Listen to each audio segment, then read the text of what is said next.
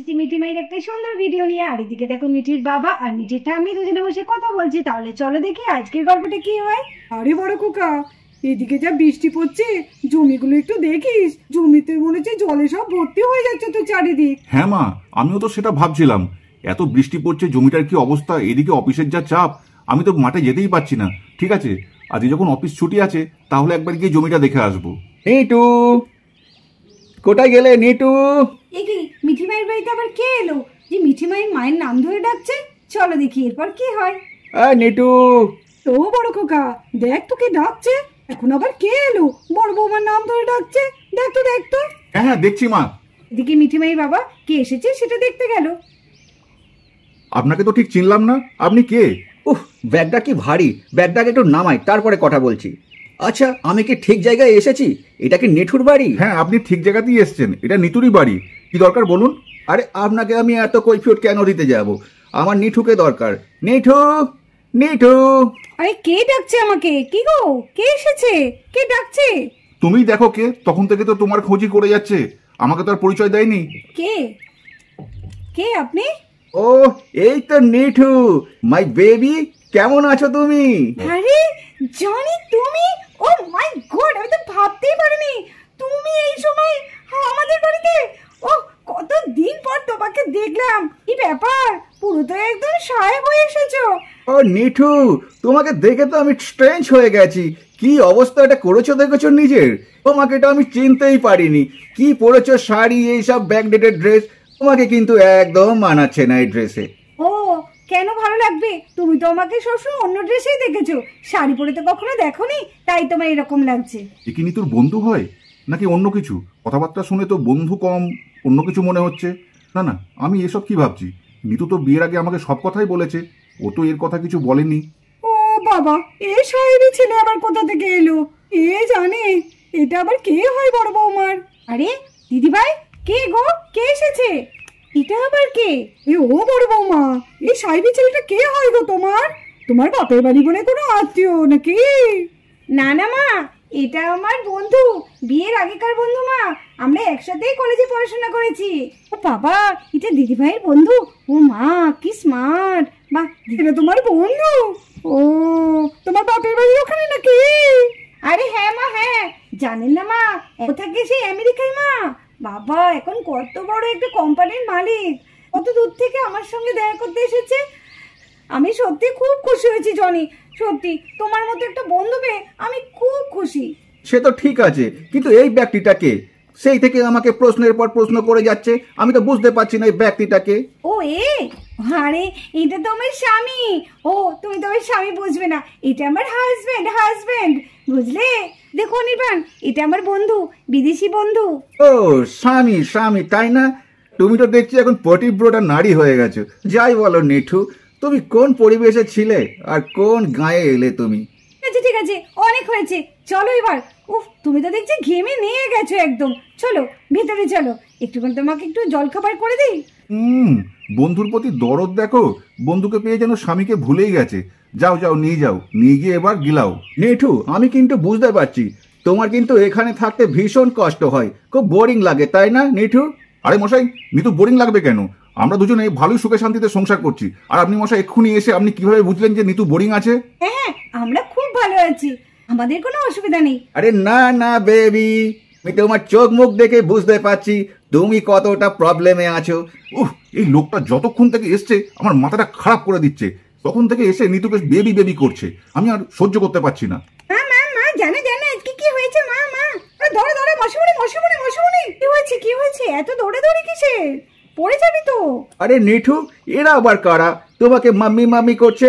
ওই যে আগে বড়টি হচ্ছে আমার বড় মেয়ে, আর ছোটটি হচ্ছে আমার ছোট মেয়ে, আর ওই যে ছেলেটি দেখছো ওটা আমার বোনের ছেলে।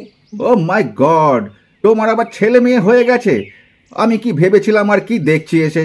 ওহ, আমি আর নিতে পারছি না। আরে তুই কি নিতে পারছিস না? আর আমি তো তোকে নিতে পারছি না। তখন থেকে আমার মাথাটা শুধু চিবিয়েই চলেছিস। মা মা, এটা কে হয় মা? হ্যাঁ মা, এটা কে মা? চিনতে পারলাম না তো। ও, তোমরা চিনবে কি করে? আজই তো এসছে। এটা হচ্ছে তোমাদের জনি আঙ্কেল, মানে আমার বন্ধু। বিয়ের আগে আমি আর জনি আঙ্কেল একই কলেজে পড়তাম। এই বিদেশ থেকে এসছে জনি আঙ্কেল।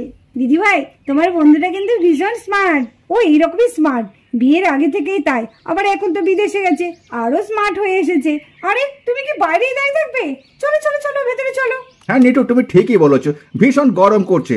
আরে চলো চলো ভিতরে চলো, তোমার হাটের সেই ফুলকো ফুলকো লুচি আর গরম গরম আলু চচ্চড়ি কতদিন খাইনি বলো তো, ভীষণ খেতে ইচ্ছা করছে। হ্যাঁ হ্যাঁ হ্যাঁ হ্যাঁ, দেবো দেবো, চলো চলো চলো চলো। হ্যাঁ চলো ভেতরে চলো। কত কথা আছে বলো তো তোমার সাথে আমার। হ্যাঁ আমারও তো কত কটা জমে আছে, কত বছর দেখিনি তোমাকে বলো তো। ফুলকো ফুলকো লুচি তোমাকে আমি খাওয়াচ্ছি, দাঁড়াও। আর নিতুও তেমনি, যেই বন্ধু দেখেছে তেমনি ওর উপর ঢলে পড়েছে। এগুলো নিতুরও একদম ঠিক হচ্ছে না। আর এইদিকে দেখো, নিতু আর নিতুর বন্ধু জনি দুজনে বসে গল্প করছে। তবে যাই বলো নিটু, তোমাকে ডেকে আমার কিন্তু ভীষণ কষ্ট হচ্ছে। কেন কষ্ট হচ্ছে কেন তোমার আবার আমাকে দেখে? তুমি এইভাবে জীবনটাকে নষ্ট করে দিলে। তখনই তোমাকে কতবার বলেছিলাম আমার সঙ্গে চলো, এখনো সময় আছে নিঠু, তুমি যদি চাও আমার সঙ্গে যেতে পারো। আরে লাইফটাকে এনজয় করো।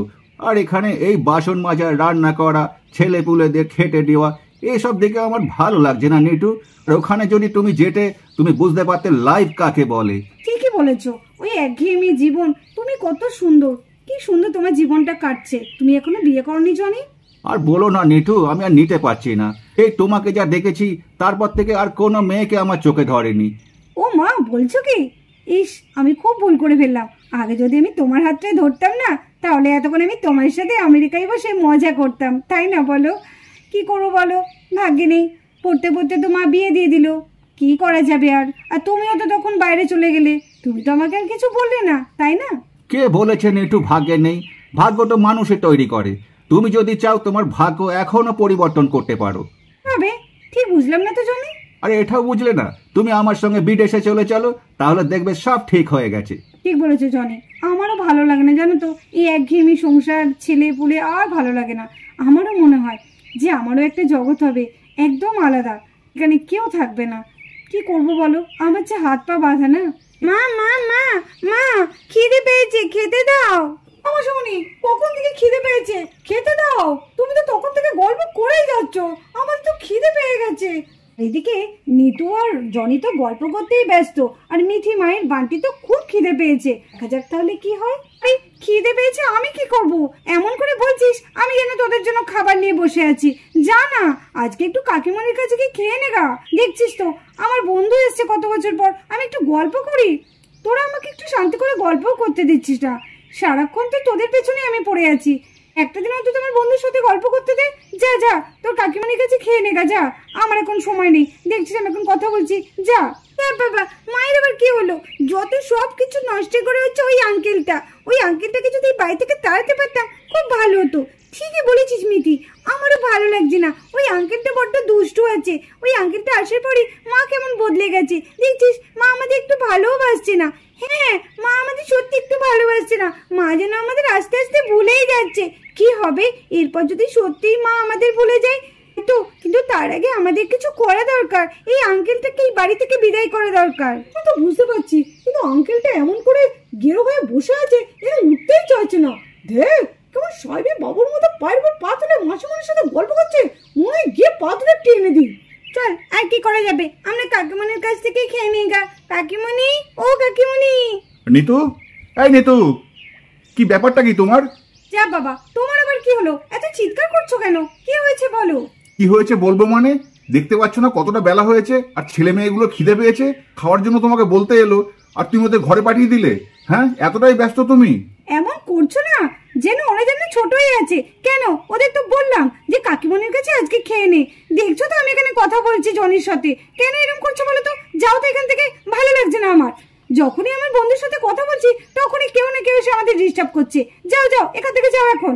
দেখছেন তো আমরা দুজনে মিলে এখন কত গল্প করছি, আর আমাদের কথার মাঝে এসে আপনি ডিস্টার্ব করছেন। ওহ, ডিসগাস্টিং। আরে আপনি আপনার ফরফরানি একটু বন্ধ করুন তো। স্বামী স্ত্রীর কথার মাঝখানে আপনি একদম কথা বলতে আসবেন না, বলে দিলাম। দেখেছো নিটু, দেখেছো তোমার সামনে তোমার বন্ধুকে তোমার স্বামী কেমন অপমান করছে। হলোটা কি? এরকম কেন করছো? তুমি আমার সামনে আমার বন্ধুকে এভাবে অপমান করতে পারো না। যাও এখান থেকে, বিরক্ত করো না, যাও তো। নিতু, তুমি কিন্তু কাজটা ঠিক করছো না, এর ফল কিন্তু তোমাকে পেতেই হবে, এই বলে দিলাম। আরে যাও যাও যাও, অনেক হয়েছে। ফল করতে এসছে, এত বছরে কত ফল দিয়েছো সে তো বুঝতেই পেরেছি। এখন এসছে আমাকে শাসন করতে। দেখেছো নিঠু, আমি তোমাকে প্রথমেই দেখেই বলেছি তুমি এখানে ভালো নেই। সত্যি তাই, এখানে আমি একদম ভালো নেই। দেখছো তো একটু তোমার সাথে কথা বলছি সবাই কেমন বিরক্ত হচ্ছে। এইভাবে নিতু আর জনি দুজনের মধ্যে কথা চলতে থাকে।